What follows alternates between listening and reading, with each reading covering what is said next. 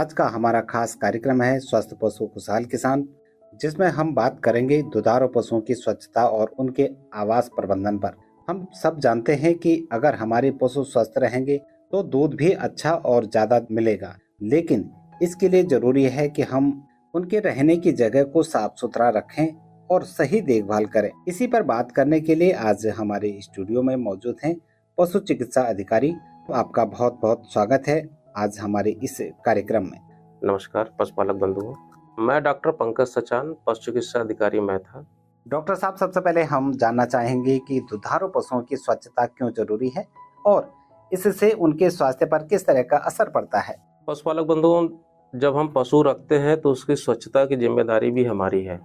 और स्वच्छता हम ऐसे रख सकते हैं, जो भी आप उसका पशुबाड़ा बनाए हैं, जहाँ पशु आप रखते हैं, नियमित आप उसका एक समय बना लीजिए कि सुबह मुझे इतने बजे तक उसकी सफाई करनी है।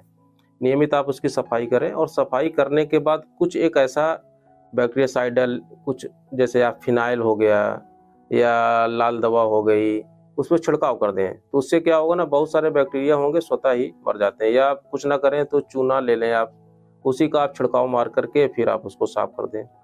तो ये आपका जो पशु बाड़ा साफ सुथरा रहेगा तो बीमारियां पशु के पास बहुत कम से कम आएंगी। और दूसरा, आप एक काम और करें, आपने देखा होगा कि जब पशु हमारा गंदगी जगह में बनता है तो आप देखते होंगे उस पशु के शरीर के ऊपर छोटी छोटी किल्लियां भी हो जाती होंगी। तो आप ये जानकर बड़ा ही आपको वो लगेगा कि पशु के शरीर के ऊपर तो मात्र 25% किल्लियां होती हैं, लेकिन जो 75% किल्ली होती हैं वो उस बाड़े में रहती हैं। तो जब भी आप कोई ऐसा एजेंट लगाने जा रहे हैं, जैसे कि बहुत सारी दवाएं हैं इसके बचाव के लिए, आप बोटॉक्स ज़्यादा यूज करते हैं, पशु के शरीर के ऊपर तो घोल लगा देते हैं, लेकिन उस पशु बाड़े में आप ध्यान नहीं जाता है। तो पशु के शरीर के ऊपर आपने अगर वो घोल आपने लगाया है बोटॉक्स का, तो उसके ऊपर तो आपने 25% किल्लियां तो मार दी, लेकिन चूंकि बाड़े का कोई इंतजाम नहीं किया, तो सबसे पहला काम आप ये करें, जब भी आप ये एजेंट लगाने जा रहे हैं तो पशु बाड़े में आप पहले छिड़काव कर दें। इसके बाद आप उसके पशु, तब 100% उसका रुकाव हो जाएगा और इस तरह से जो किल्ली वगैरह है उससे बचाव रहेगा।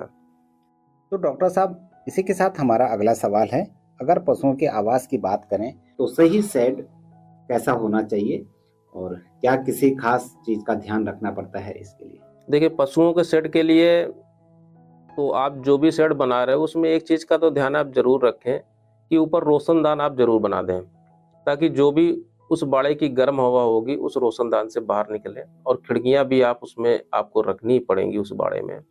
अगर गर्मियों में है, अगर हो सके तो आप उसमें फैन का भी इंतजाम कर लें, पंखा चलाएं।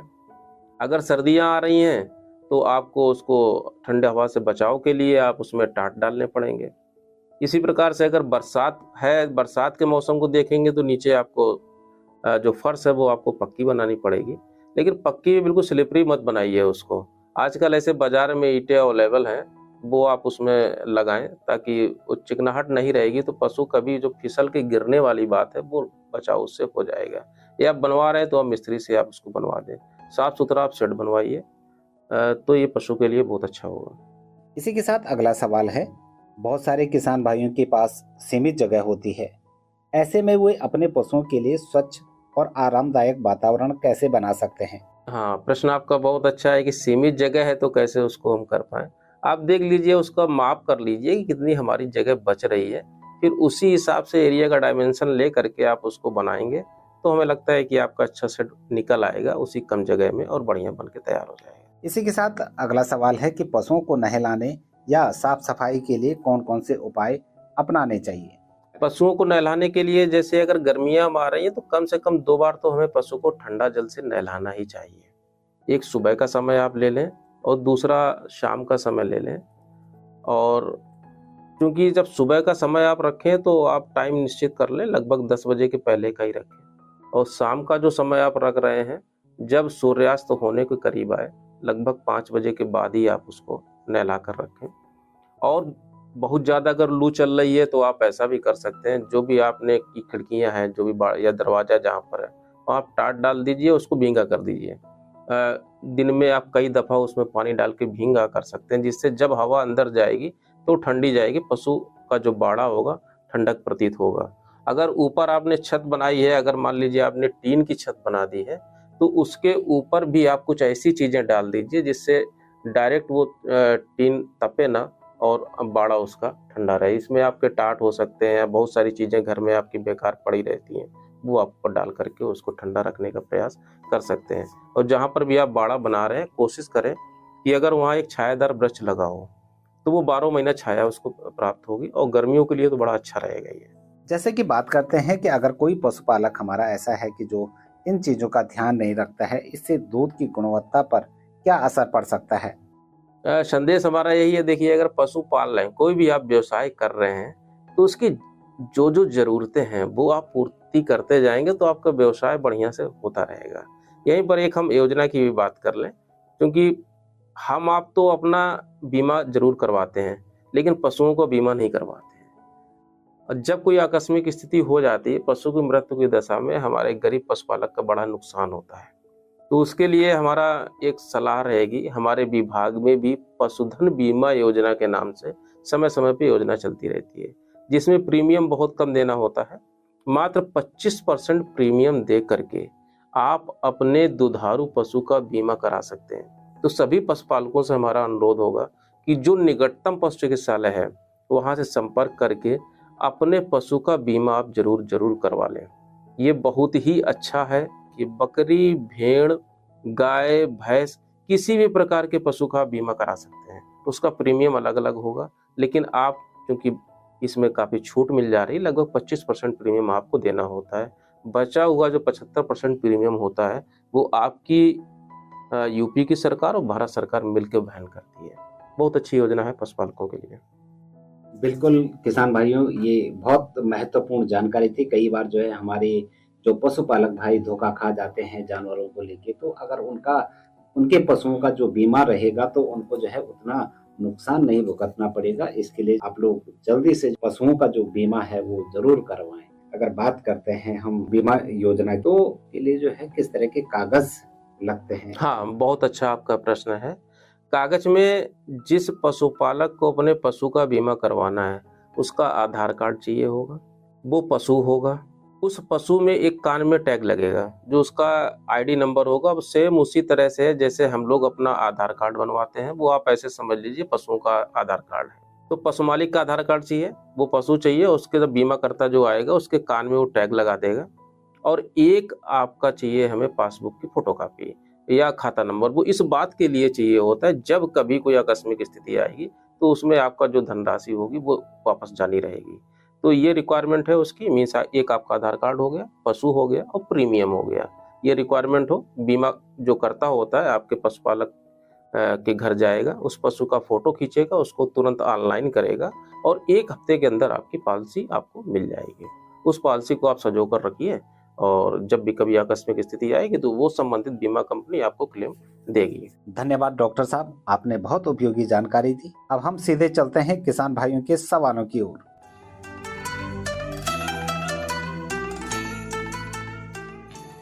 किसान भाइयों, अब समय है आपके सवालों का, जिन्हें हमारे डॉक्टर साहब जवाब देंगे। बिल्कुल, आप जो भी आपके मन में किसी भी प्रकार का पशुपालन से संबंधित कोई सवाल है आप पूछिए, उसके जवाब आपको दिए जाएंगे।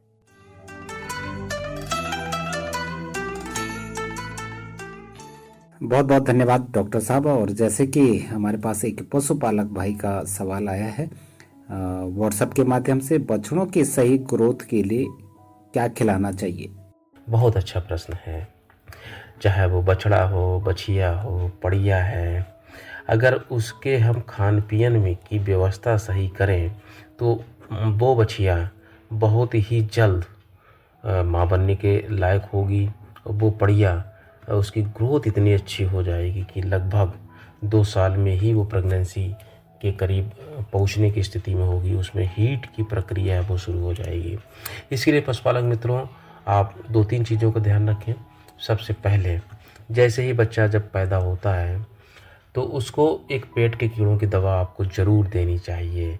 इसमें हम आपको रिकमेंड करना चाहेंगे अल्बेंडाजॉल फार्मूले की कोई भी मेडिसिन मिल जाए बाज़ार में, अल्बा के नाम से, अल्बोमार के नाम से, या हमारे संबंधित पशु चिकित्सालय आप आइए और वहाँ से वो दवा आप ले सकते हैं।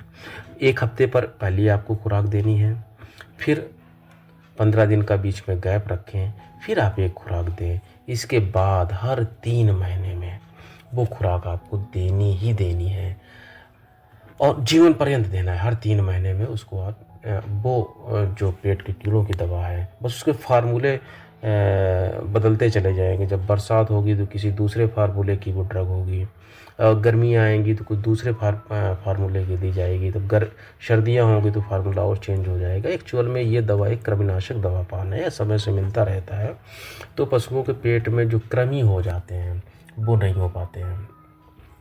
दूसरा, मिनरल सप्लीमेंट, खनिज लवण, जैसे ही 4 महीने का बछड़ा या बछिया या पड़िया पड़वा हो उसको देना शुरू करें। थोड़ा थोड़ा मात्रा में आप उसको चटाएं मिनरल सप्लीमेंट में दोस्तों क्या है, बहुत सारे ट्रेस मिनरल्स, माइक्रो, सारे मिनरल्स उसमें होते हैं। तो जब मिलते जाते हैं उसके शरीर में पहुंचते हैं तो उसका विकास बहुत अच्छा होता है, साथ ही उसका बच्चेदानी का विकास भी बहुत अच्छा हो रहा होता है उस बछिया उस पड़िया का। तो मिनरल सप्लीमेंट आपको देना चाहिए। और तीसरा, सही समय पे टीकाकरण कराना। तो 3 बातों का ध्यान रखें। डिवार्मिंग समय से कराएं, मीन्स कृमिनाशक दवा पान समय से दें, मिनरल सप्लीमेंट आपको देना चाहिए, और वैक्सीनेशन, ताकि उस पशु को कभी बीमारी ना हो। 3 बातों का ध्यान रखेंगे तो जो आपका बछिया है, पड़िया है, पड़वा, उसकी ग्रोथ बहुत अच्छी मिलेगी।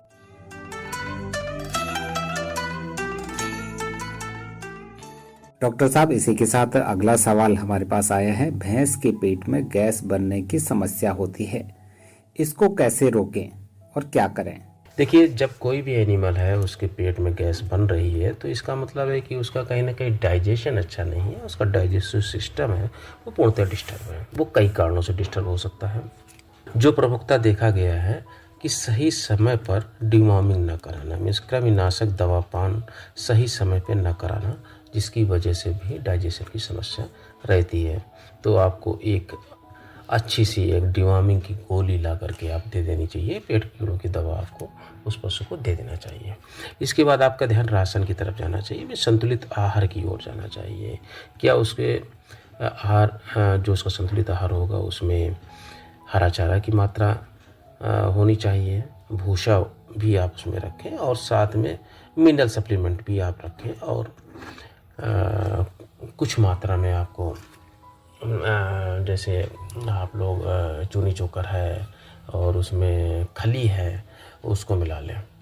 और 2-3 चीज़ें आप इसमें और ऐड करें। नमक की मात्रा आप ऐड कर लें, और नमक यहाँ पर आपको हम काला नमक को ऐड करने की सलाह देंगे कि अगर भैंस है तो 100 ग्राम आप काला नमक प्रतिदिन आप उसको खिला सकते हैं। और कुछ दिनों के लिए अजवाइन की मात्रा भी हम सलाह देंगे। अजवाइन के देने का तरीका होगा, 100 ग्राम अजवाइन ले लीजिए और लगभग 250 ग्राम पानी में आप उसको बॉयल कर लें, और इतना बॉयल करें कि तब उसका अर्क उसमें आ जाए, लगभग 50 ml या 100 ml तक वो बचे। उसको आपको छानी में ही मिला दें और पशु के वो जो अर्क होगा अजवाइन का वो चला जाएगा। ये इसमें लाभ होगा। ज़्यादातर देखा गया है कि जिन पशुओं को सही समय पर डिवॉर्मिंग नहीं कराई जाती उसमें समस्या बनी रहती है। धन्यवाद।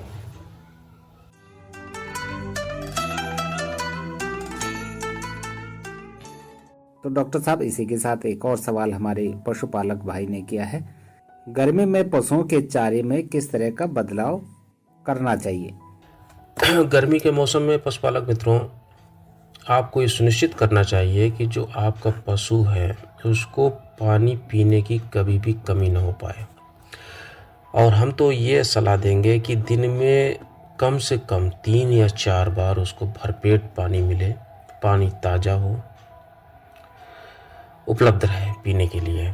दूसरा, खाने में हरा चारा की मात्रा आपको बढ़ानी पड़ेगी, और जो भी हरा चारा आप जिस खेत से ला रहे हैं उस खेत में भी पानी प्रॉपर लगा होना चाहिए। ये आपको सुनिश्चित करना पड़ेगा। जिस खेत से हरा चारा आ रहा हो उसमें पानी लगा हो, ताकि जो हरा चारा आए उसमें पानी की कमी ना हो। और अगर हरा चारा प्रॉपर मिलता रहेगा तो पशु के उत्पादन क्षमता में कोई कमी नहीं होगी। इसके अलावा नमक की मात्रा आप ऐड कर दीजिए। प्रतिदिन 50 ग्राम नमक आप उसको ज़रूर दें। ये सब करेंगे तो गर्मियों में भी पशु की उत्पादन क्षमता में कोई कमी नहीं रहेगी और पशु आपका स्वस्थ रहेगा। धन्यवाद। तो डॉक्टर साहब, आपका बहुत बहुत धन्यवाद। आपने हमारे पशुपालक किसान भाइयों की शंकाओं का समाधान पर चर्चा की। हम आगे भी चाहेंगे कि आप इसी तरह से हमारे स्टूडियो में हमारे पशुपालक भाइयों के लिए नई नई जानकारियां लेकर आए। तो बहुत बहुत धन्यवाद। बहुत बहुत धन्यवाद आपका भी। तो किसान भाइयों, आज हमने जाना कि दुधारू पशुओं की स्वच्छता और सही आवास और प्रबंधन कैसे उनके स्वास्थ्य और दूध उत्पादन को प्रभावित करता है। हमें उम्मीद है कि यह जानकारी आपको उपयोगी लगी होगी। अगर आपके मन में कोई सवाल है तो हमें वक्त की आवाज के नंबर 78 97 96 96 96 पर कॉल करके या हमें पत्र लिखकर या व्हाट्सएप कर बता सकते हैं। अगले हफ्ते फिर मिलेंगे एक और उपयोगी विषय के साथ। तब तक के लिए स्वस्थ पशु खुशहाल किसान कार्यक्रम से दीजिए इजाजत। धन्यवाद। नमस्कार।